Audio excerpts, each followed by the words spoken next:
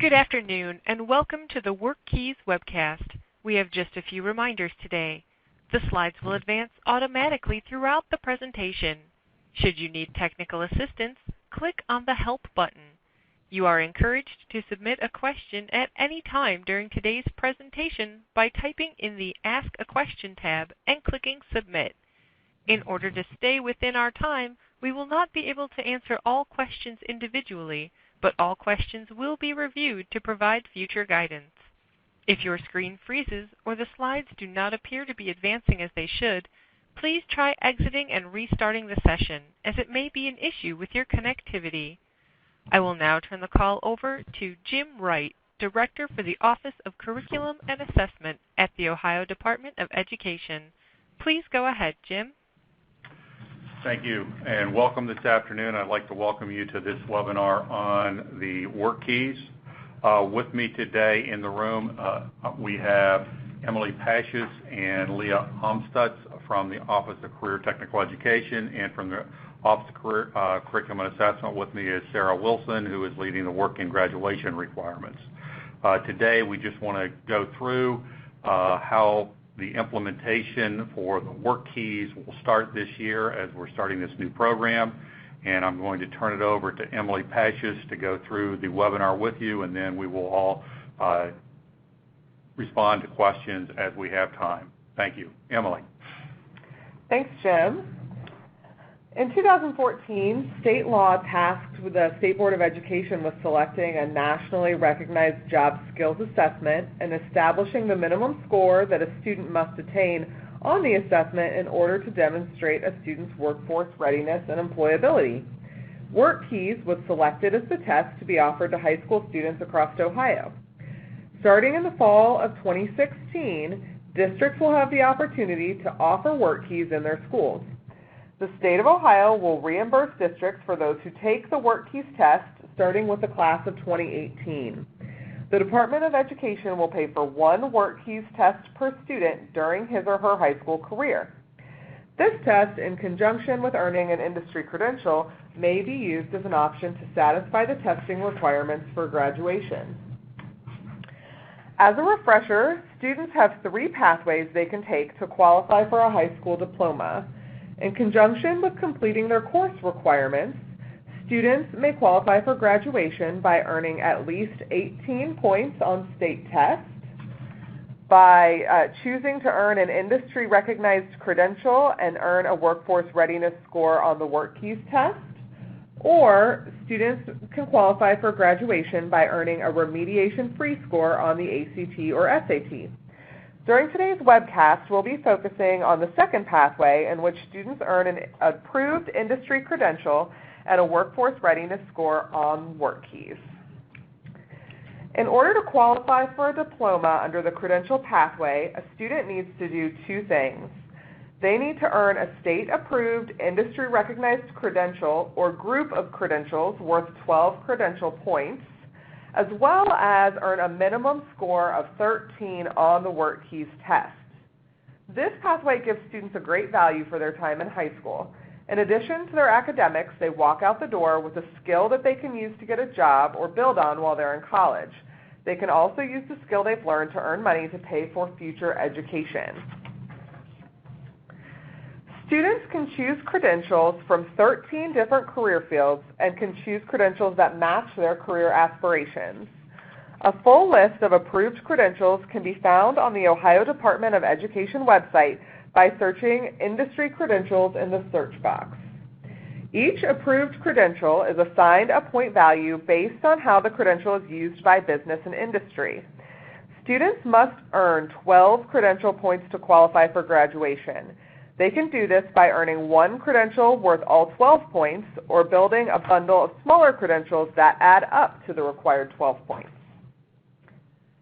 In addition to the industry-recognized credential, students must reach the workforce readiness score set by the State Board of Education for the WorkKeys assessment. The WorkKeys test measures essential work skills employers seek in 3 areas: reading for information, applied mathematics, and locating information. The assessments are based on situations that employees will encounter in the everyday working world. Each section of the assessment is scored separately. Reading for information and applied mathematics scores range from 3 to 7 points, and locating information ranges from 3 to 6 points. It's important to note that if a student does not answer enough questions correctly to earn a score of 3, they earn no points for that section of the test. Scores on these 3 sections are combined to reach the workforce readiness score required for graduation.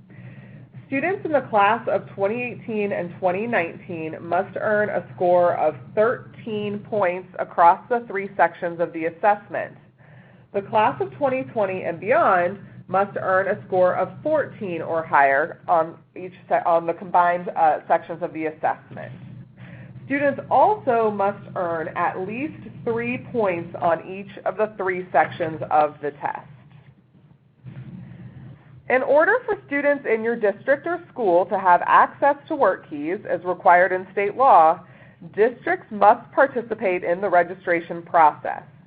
This is a simple process and will ensure that you have access to administer the test or provide your students with access to the exam at an alternative testing location.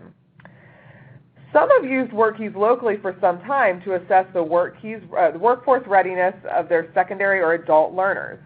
Even if you are already registered and set up as a testing site for WorkKeys, you still need to complete the registration process in order to receive state reimbursement as well as to receive data files for reporting test scores for your students. Some districts may choose to provide their students access to the WorkKeys assessment through a partnership with another school district who's set up as a testing site. Even if you don't plan to administer the test at your school this year, you still need to complete the registration process.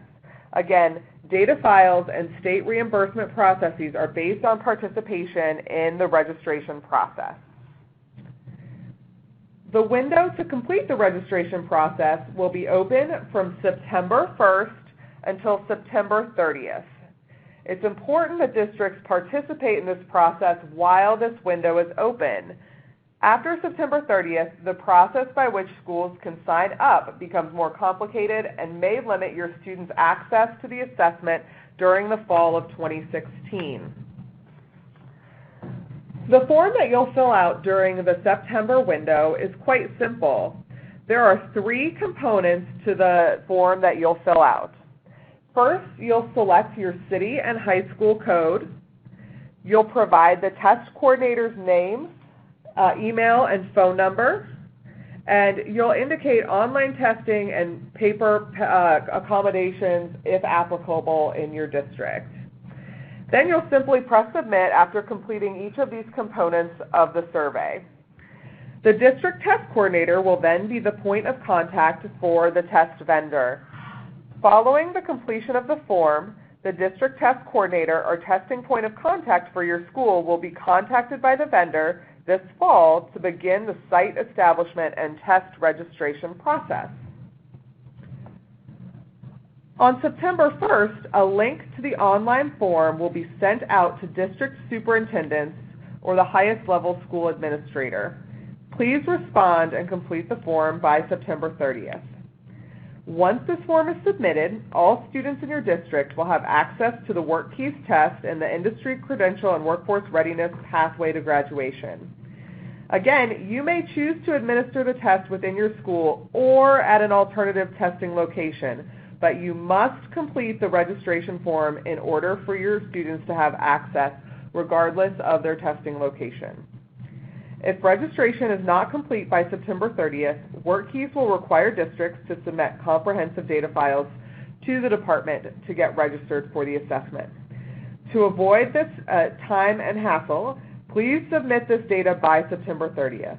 Remember, this does not commit you to administering the WorkKeys at your school at this time, but it does ensure your students will have access to the test and that you will have access to the scores that they earn on the assessment. After completing the survey, ACT will contact your district test coordinator. Future communications regarding the administration of the test, trainings, and registration deadlines will be sent directly from the test vendor, and it will be the district's responsibility to respond to requests from the vendor, respond to deadlines or processes related to the test administration. It's important to remember that districts are responsible for participating in the training related to the WorkKeys assessment and to work with the vendor to understand the complete process of administering the test.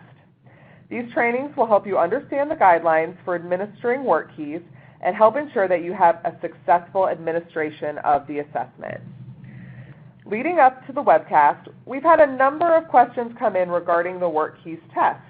We're going to take a few minutes to go through some of those most frequently asked questions to try to provide some additional clarity around the WorkKeys assessment. First, we commonly get asked, must all students take the WorkKeys assessment? The answer to this question is that while districts should inform all students about all of their options for graduation, including the WorkKeys and credential pathway, all students are not required to take the WorkKeys. Every district does need a plan in place on how it will give students access to the test, but all students are not required to take it. We also get asked whether or not a student has to be at a career center in order to take the test. And the answer to this question is, again, no. All students should have access to taking the WorkKeys assessment regardless of what school district they attend, whether or not they attend a career center or a community school. Can a school give the assessment at any time of year? Students should be able to take the test on a rolling basis whenever they want, including the summer months. The department recommends that students take the assessment in their junior or senior year, or whenever the district believes that the student is appropriately prepared for the assessment. The department will be establishing cut dates for the conclusion of reporting of the data, and those deadlines will be used to provide data files to districts to submit through EMIS for data reporting purposes. What comes next after the form is completed? Following the completion of the school information form provided by ACT WorkKeys, the vendor will contact the designated point of contact in your district to begin site establishment processes and facilitate test registration. Here again is the contact information and important links to the vendor websites. Please note that there is a Documents tab in your Webcast console. This tab contains links to the support information you see on this slide. This information will assist in your district's decision-making process. These resources are also available on the department's website at education.ohio.gov. Search keywords WorkKeys or industry credentials.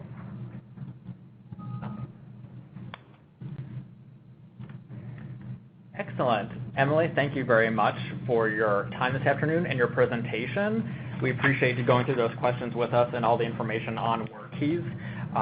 We have a number of questions coming in this afternoon in the chat function to our audience members. If you'd like to submit a question, we encourage you to do so by clicking in the chat box and typing in your question and then clicking submit. Due to the number of individuals on today's webcast, we will not be able to answer all questions individually, but we'll get to as many as possible in the time remaining.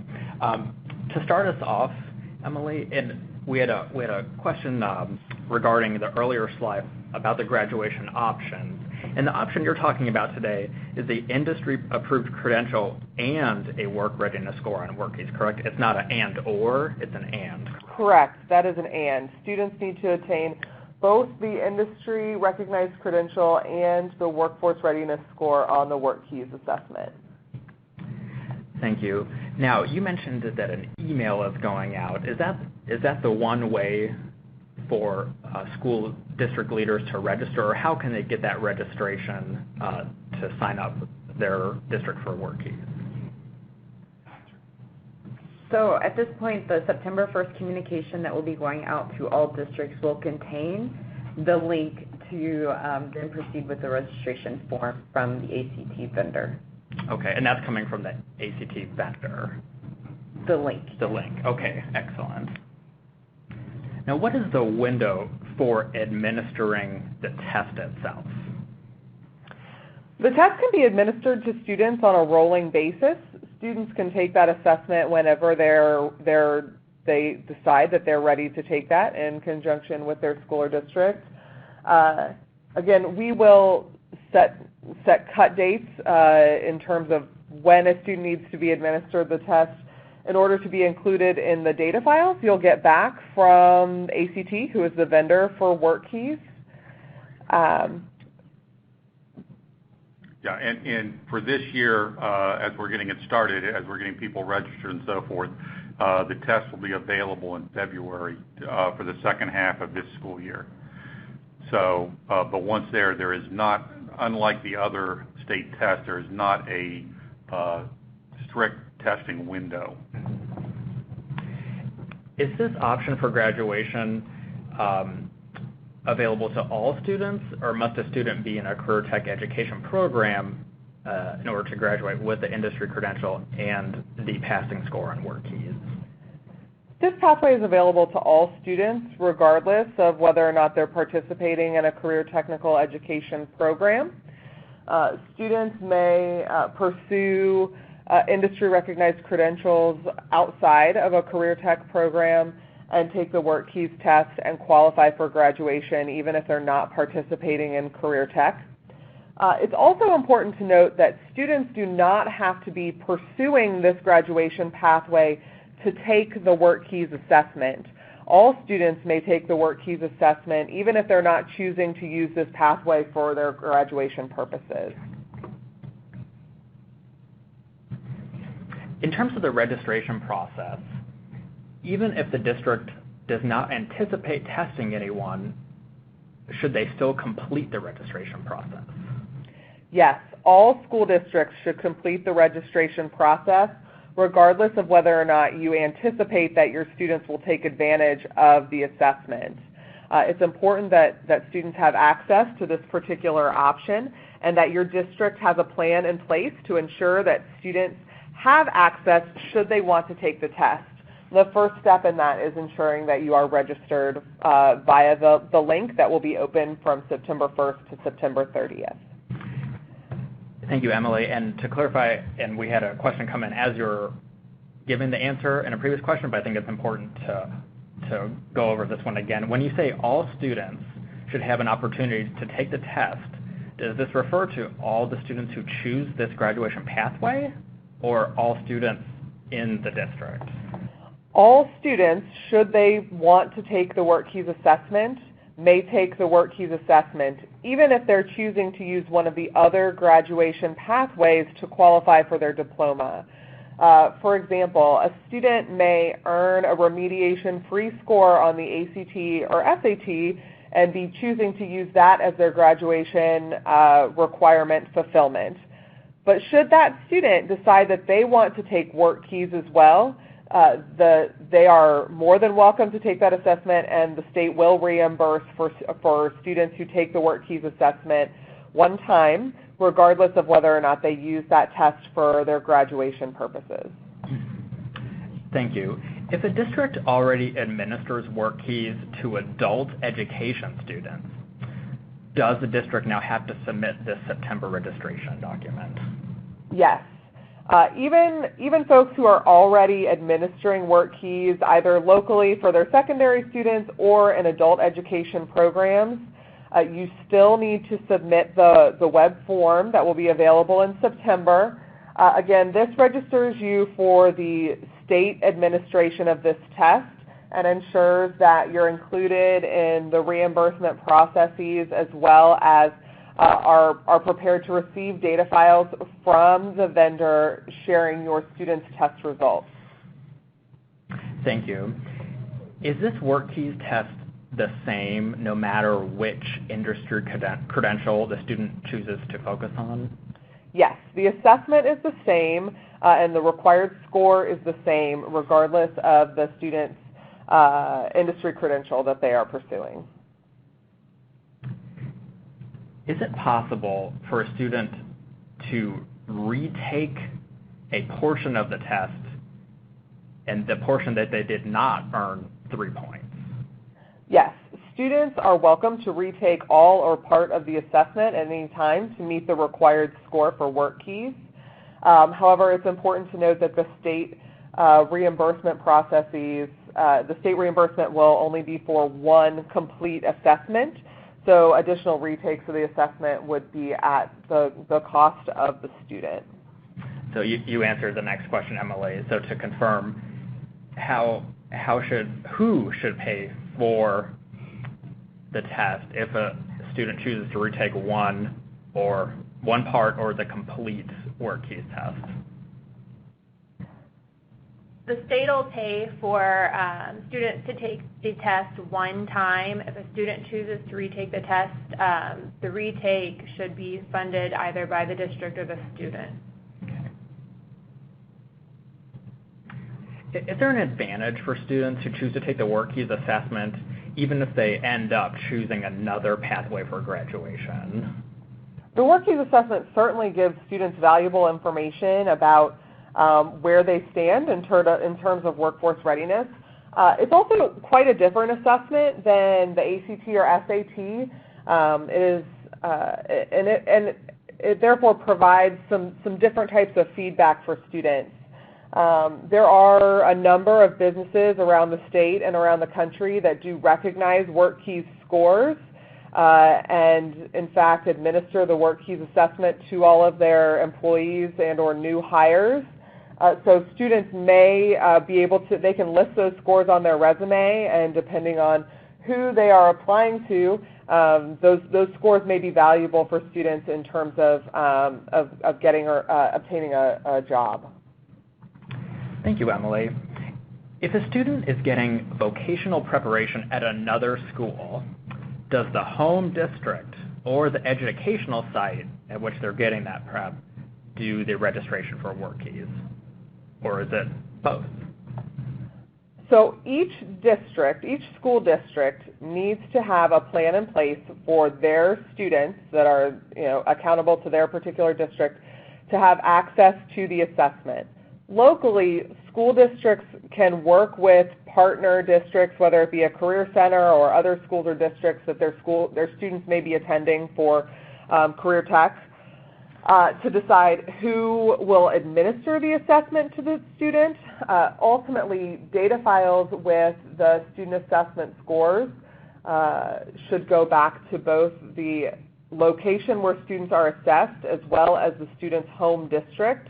And ultimately, the responsibility for reporting data related to a student's graduation requirements falls to the student's home district. So that's a long-winded way of saying that that question is really a sort of locally worked out decision.